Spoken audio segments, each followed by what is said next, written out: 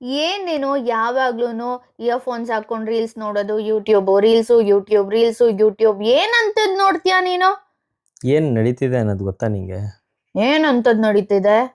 ಎಷ್ಟೋ ವರ್ಷದ ಮುಂಚೆ ಧರ್ಮಸ್ಥಳದಲ್ಲಿ ಈ ಥರ ಯಾರೋ ಒಬ್ಬ ಬಂದು ಇವಾಗ ಹೇಳ್ತಿಯಾನೆ, ಅವನು ಎಷ್ಟೋ ಜನದ ಹೆಣ ಹೂತಾಕಿದ್ದಾನೆ, ಎಷ್ಟೋ ಜನ ಹೆಣ್ಮಕ್ಳದು ಎಲ್ಲ ಹೆಣ ಹೂತಾಕಿದ್ದಾರೆ ಅಂತ.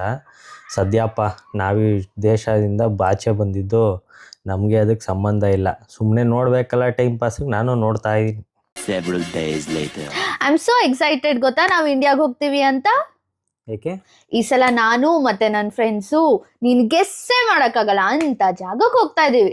ಯಾವುದಪ್ಪ ಅಂತ ಜಾಗ? ಯಾವ್ದಂತ ಗೆಸ್ ಮಾಡು. ಏನು? ಧರ್ಮಸ್ಥಳಕ್ಕೆ ಹೋಗ್ತಾ ಇದೀವಿ. ವಾವ್, ಸೂಪರ್, ಎಂಜಾಯ್ ಮಾಡಿ ಆಯ್ತಾ?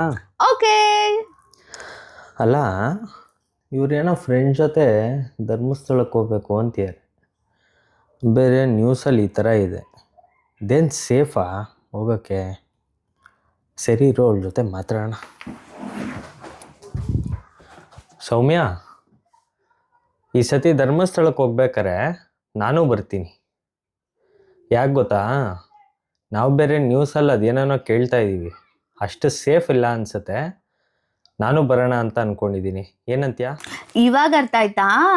ಅವತ್ತೇನೋ ಹೇಳ್ತಾ ಇದ್ದೆ, ಅವರಲ್ಲಿ ಏನ್ ನಡೆದ್ರು ನಮ್ಗೆ ಅದಕ್ಕೆ ಸಂಬಂಧನೇ ಇಲ್ಲ ಅಂತ. ಅದಕ್ಕೆ ಹೇಳೋದು, ನಾವು ಫಿಸಿಕಲಿ ಇಲ್ಲಿ ಇರ್ಬೋದು, ಆದ್ರೆ ಮನ್ಸೆಲ್ಲ ಅಲ್ಲೇ ಇರುತ್ತೆ. ಅಲ್ಲಿ ಏನೇ ನಡೆದ್ರು ನಮಗೂ ಎಫೆಕ್ಟ್ ಆಗುತ್ತೆ. ಕರೆಕ್ಟ್, ನೀನು ಹೇಳಿದ್ದು, ಅಲ್ಲಿ ಏನೇ ನಡೆದ್ರು ನಮಗೂ ಅದು ಎಫೆಕ್ಟ್ ಆಗುತ್ತೆ.